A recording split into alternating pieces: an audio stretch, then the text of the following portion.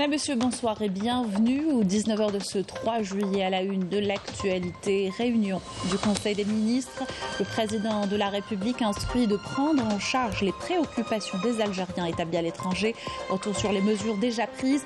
Nous parlerons également de la réutilisation des eaux usées dans l'agriculture et l'industrie.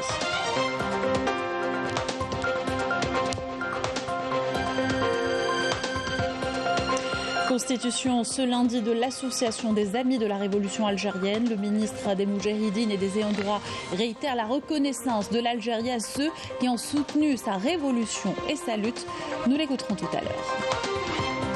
L'Algérie condamne fermement l'agression perpétrée par les forces d'occupation sionistes à Jenin et appelle à l'arrêt immédiat de ces opérations militaires. Celles-ci ont causé la mort de 8 Palestiniens et les blessures de 50 autres.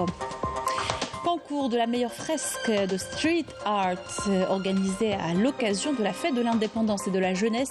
61 jeunes de différents établissements, associations et des amateurs y prennent part. Reportage dans cette édition. Bienvenue à tous, heureuse de vous retrouver. Je vous le disais un titre, réunion hier du Conseil des ministres. Le président de la République, Abdelmadjid Tebboune, a donné une série d'orientations. Il a instruit notamment de prendre en charge les préoccupations des Algériens établis à l'étranger. Plusieurs mesures dans ce sens ont déjà été prises. Outre les rencontres avec des représentants de la communauté à chaque déplacement du président Badia Mardi. Une importance extrême est accordée par l'État aux membres de la communauté algérienne établie à l'étranger qui est entourée de toute l'attention du président de la République, Abdelmadjid Tebboune, qui rappelle à chaque occasion la nécessité de la mettre au cœur de toutes les décisions et à prendre en charge ses préoccupations, de même qu'être à son écoute.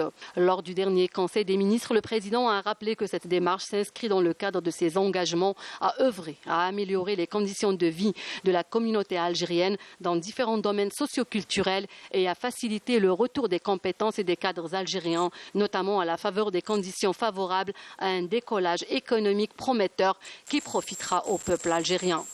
C'est clair et net. On suit tout simplement la feuille de route d'Abdelmadjid Tebboune qui ouvre ses portes à cette diaspora. C'est des thématiques telles que la jeunesse, l'entrepreneuriat, le digital, toute la partie politique et économique et faire le pont entre les deux rives, pouvoir faire des projets sur les deux pays.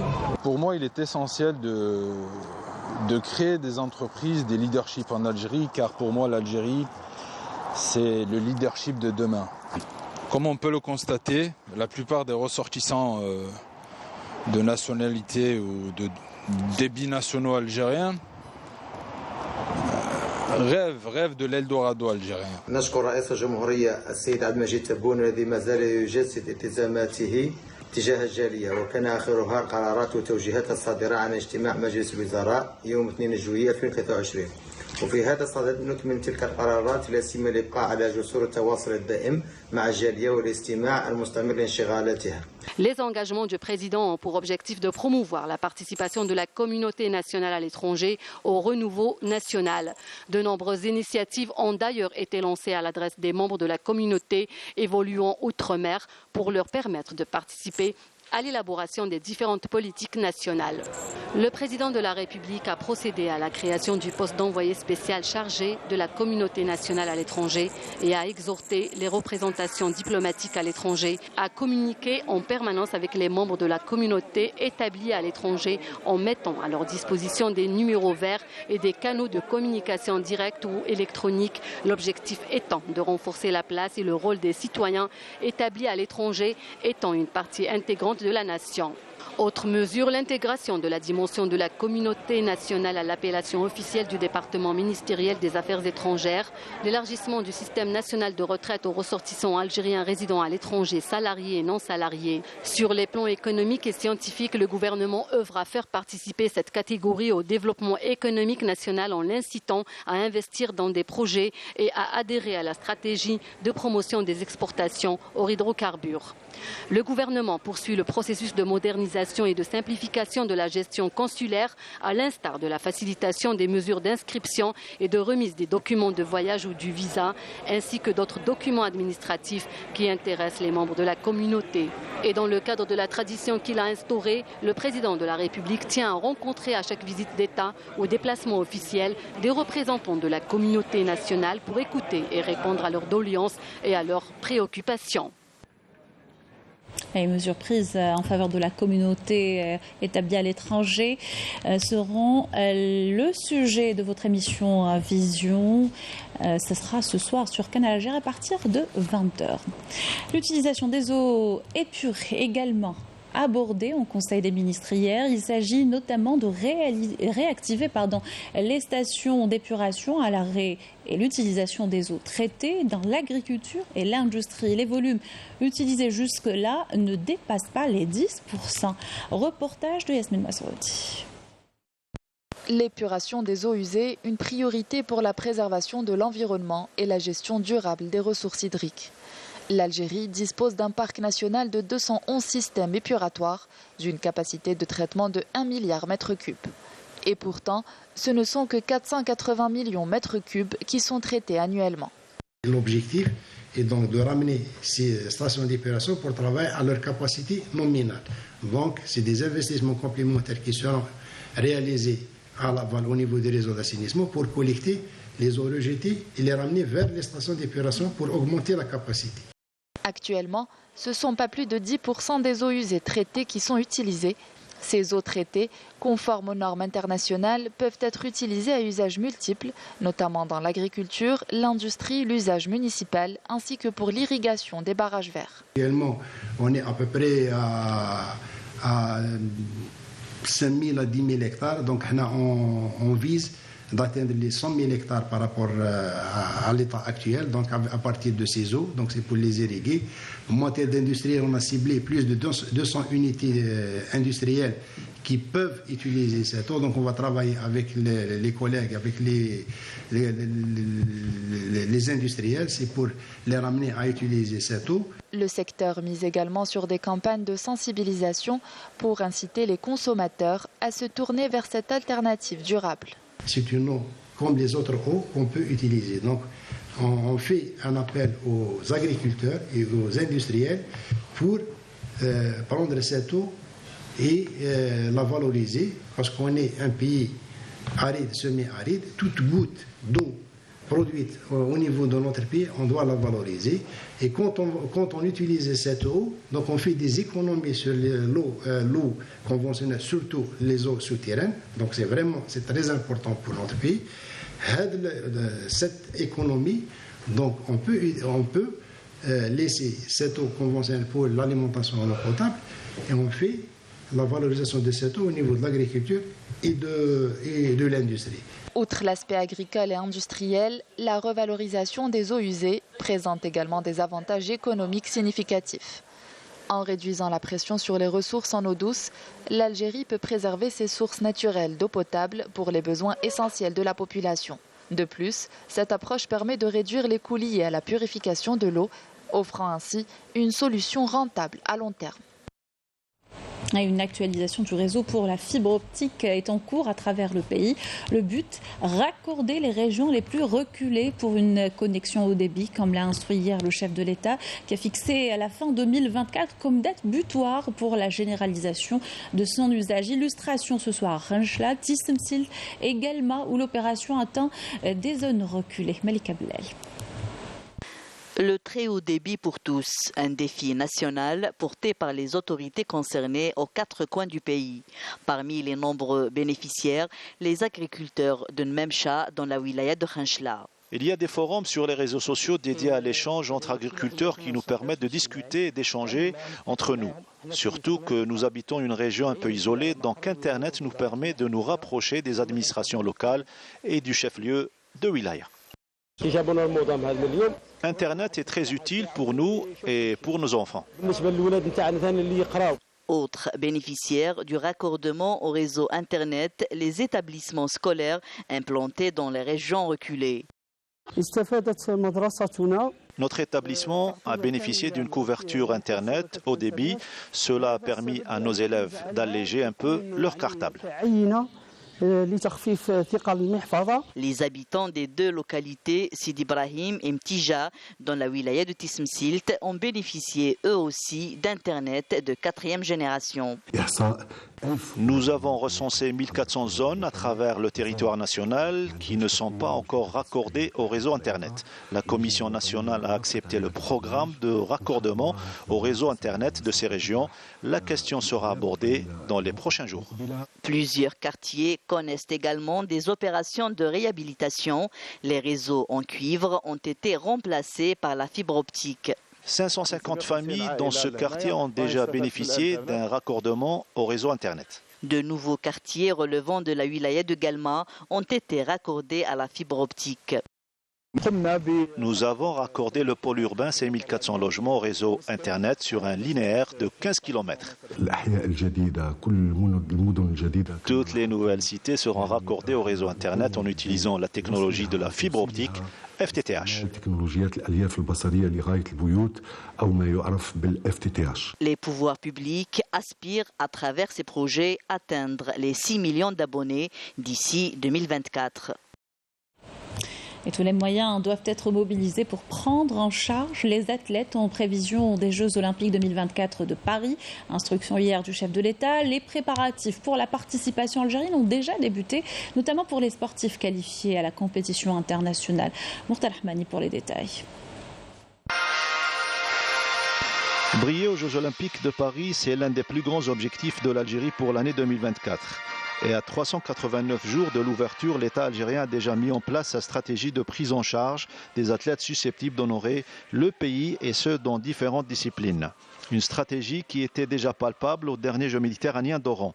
Et comme il est de tradition, l'intérêt sera encore une fois porté sur les disciplines habituellement porteuses de médailles, à l'image de l'athlétisme, le judo, la boxe, la lutte, sans négliger les autres sports qui pourraient s'illustrer à Paris.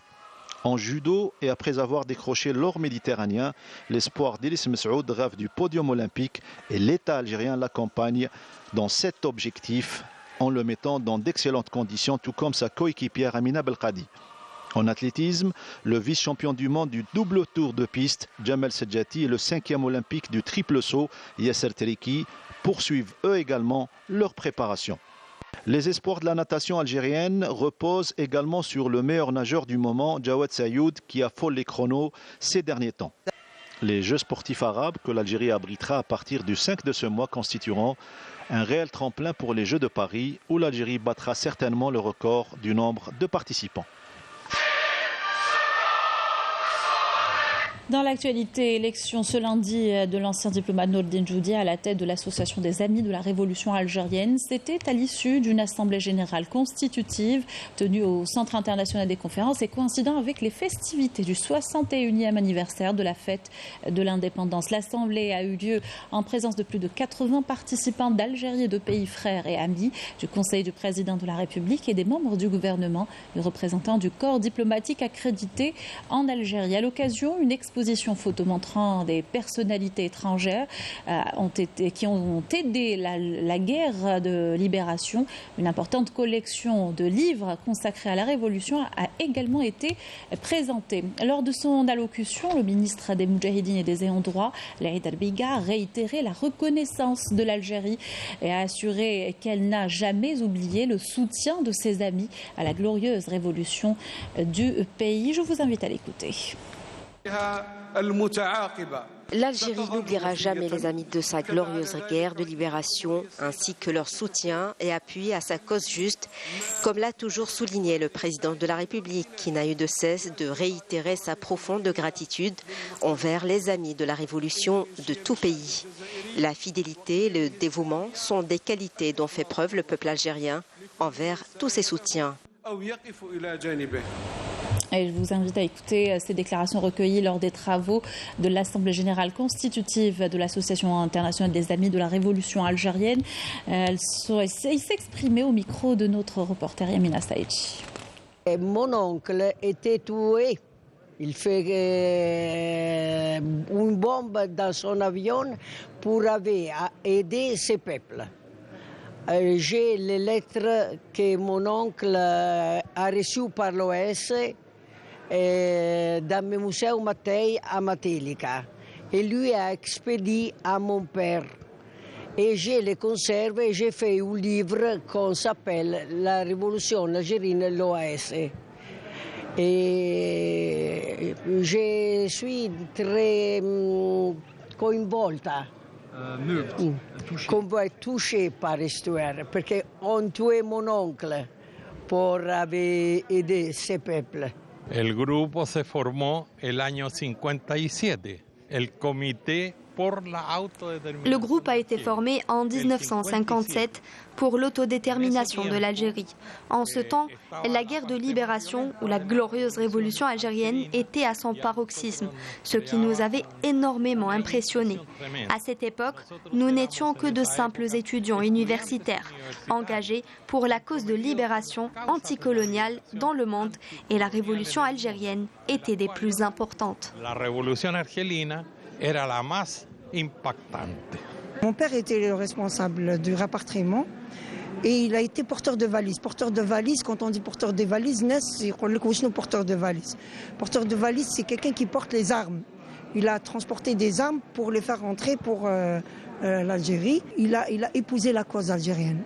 Moi, je trouve qu'aujourd'hui, c'est une naissance pour ces personnes qui ont donné, ces étrangers, on dit Azziqa al-Jazair, qui ont donné pour l'Algérie. Nous avons, dans le temps, bien étudié la révolution du peuple algérien, qui était extrêmement positif pour le pays africain, parce que dans ma connaissance, l'Algérie, que c'était le premier pays qui a pris les armes pour l'émancipation.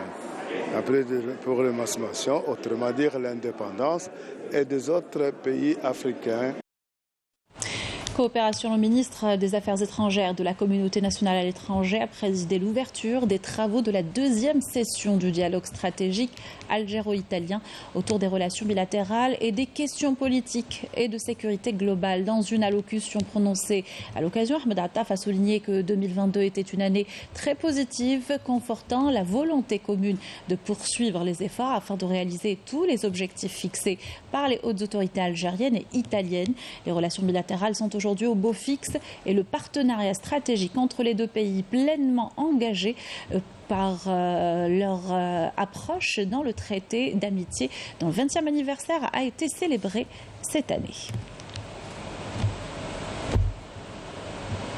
Pétrole, l'Algérie décide de procéder à une réduction additionnelle de sa production de 20 000 barils par jour durant le mois d'août. Décision en appui aux réductions supplémentaires annoncées par l'Arabie Saoudite et la Russie afin de soutenir la stabilité et l'équilibre des marchés pétroliers. Cette réduction s'ajoute à la baisse volontaire de 48 000 barils jour décidée en avril dernier. Ainsi, pour le prochain mois, la production de l'Algérie s'établira à 940 000 barils jour. Visite de travail et d'inspection à Alger du ministre des Transports, Youssef Chourfa, s'est enquis de l'état d'avancement de plusieurs projets dans le port d'Alger, où il a donné le coup d'envoi de l'agrandissement de 4 quais, le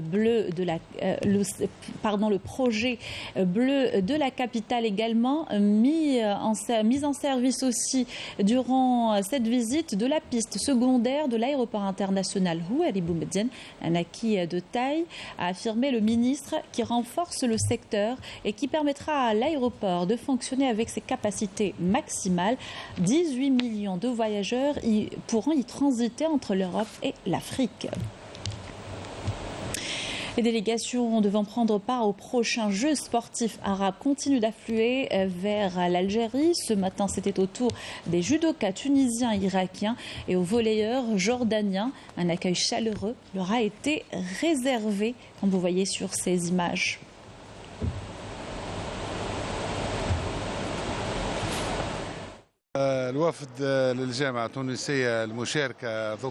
Pour le judo, la Tunisie a engagé 9 judokates et 8 judokas, en plus de 4 entraîneurs, un kiné et un chef de mission. Au total, nous sommes 23 personnes.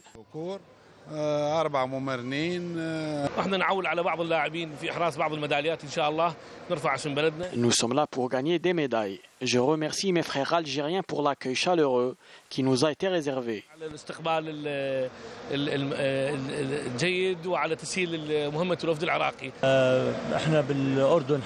Pour nous, ces jeux sont d'une extrême importance. C'est pour ça que nous avons décidé d'engager les deux sélections féminines et masculines. Je suis persuadé que ces jeux seront une réussite totale. Je remercie l'Algérie, pays frère, pour cet accueil chaleureux. L'Algérie condamne fermement l'agression perpétrée par les forces d'occupation sionistes à Jenin, causant la mort de plusieurs civils palestiniens innocents. Elle appelle à l'arrêt immédiat de ces opérations militaires qui transgressent toutes les lois internationales et les valeurs humaines. L'Algérie réitère sa solidarité et son appui constant au peuple palestinien afin qu'il recouvre ses droits légitimes, notamment son droit à l'édification d'un État indépendant avec Al-Quds pour capitale. Elle appelle la communauté internationale, notamment le Conseil de sécurité, à assumer ses responsabilités politiques et légales afin de garantir une protection internationale au peuple palestinien et obliger les responsables de ces crimes systématiques contre un peuple innocent à les reconnaître. Les situations explosives en Palestine où 8 Palestiniens ont été tués, où une cinquantaine autres ont été blessés dans l'assaut de l'occupation sioniste contre un camp de réfugiés à Jenin. L'ONU, la CPI et la communauté internationale appellent à rompre le silence et à prendre des mesures sérieuses pour mettre fin aux nouveaux crimes de guerre qu'est en train de commettre l'armée d'occupation sioniste contre un peuple désarmé et sans défense. Clôture hier du 26e Forum international de Sao Paulo au Brésil avec la participation d'une délégation du Front Polisario. Le forum a adopté à l'unanimité une résolution portant soutien au peuple sahraoui et à sa cause juste et revendiquant la fin de l'occupation marocaine des territoires sahraouis. La résolution appelle également à la libération des détenus d'opinion et au règlement du dossier des 600 Sahraouis disparus. Elle condamne d'autre part la construction du mur de la honte par l'occupant marocain et rejette l'exploitation illégale des richesses naturelles sahraouis. Le Forum de Sao Paulo a invité les peuples du monde ainsi que toutes les forces politiques et mouvements associatifs d'Amérique latine et des Caraïbes à renforcer leur solidarité avec le peuple sahraoui. Il a appelé l'ONU à intervenir pour mettre fin à l'occupation militaire au Sahara occidental et permettre au peuple sahraoui d'exercer son droit à l'autodétermination et à l'indépendance. Je vous propose d'écouter le représentant du Front Polisario. Ce forum, qui se tient après une interruption de 4 ans, nous a permis de tenir une série de rencontres bilatérales avec des représentants de gouvernements, de partis et de mouvements solidaires avec la lutte légitime du peuple sahraoui pour son autodétermination et son indépendance. Le forum de Sao Paulo est une occasion également pour débattre de la situation sociopolitique de la région ainsi que d'autres sujets tels que l'implication des femmes et des jeunes dans la prise de décision et la solidarité internationale avec la question sahraoui. Un sit-in pacifique tenu par la coordination des chômeurs sahraouis dans la ville de Tantan a été férocement dispersé par le régime du Marzen. L'intervention musclée menée par plus de 200 membres des forces de répression marocaines a fait plusieurs blessés. Les jeunes manifestants ont été violemment réprimés par l'occupant marocain alors qu'ils réclamaient de manière pacifique leur droit au travail et à une vie décente. En France, décrue des violences observées ce lundi après 6 nuits d'émeutes liées à la mort du jeune Nahel. L'adolescent de 17 ans a été tué d'un tir à bout portant par un policier. Le 27 juin dernier, des manifestations gigantesques ont lieu depuis pour dénoncer les violences policières et les problèmes de racisme au sein des forces de l'ordre. Malika Blel. Après 5 nuits de violences urbaines, celle de dimanche à lundi a marqué un reflux des violences avec un nombre d'interpellations de 157 contre plus de 1300 dans la nuit de vendredi à samedi.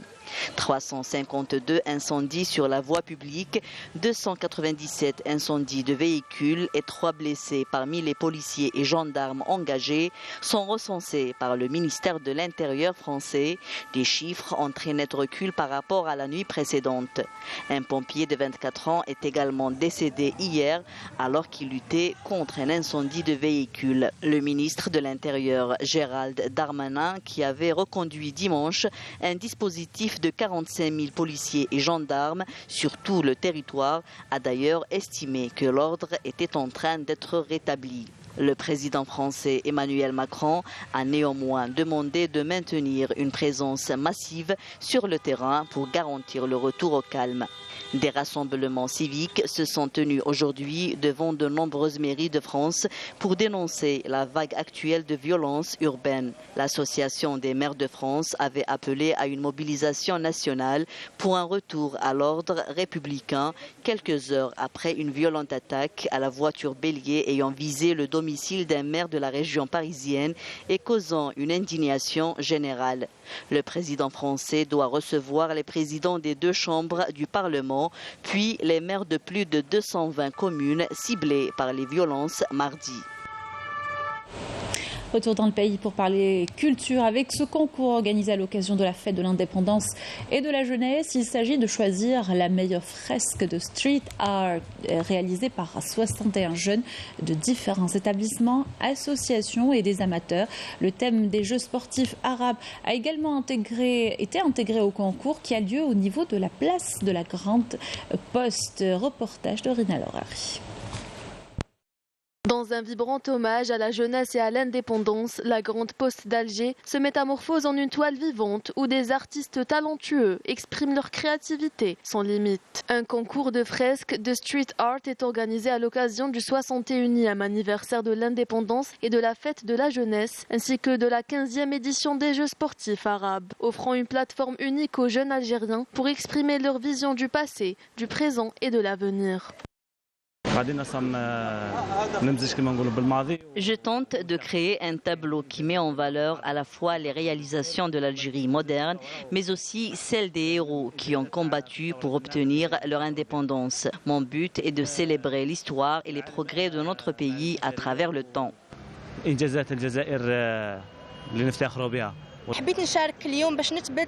Je participe à ce concours pour partager mon art. J'ai choisi de peindre un tableau fusionnant la tenue traditionnelle kabyle et le kéréko algérois pour symboliser l'unité nationale.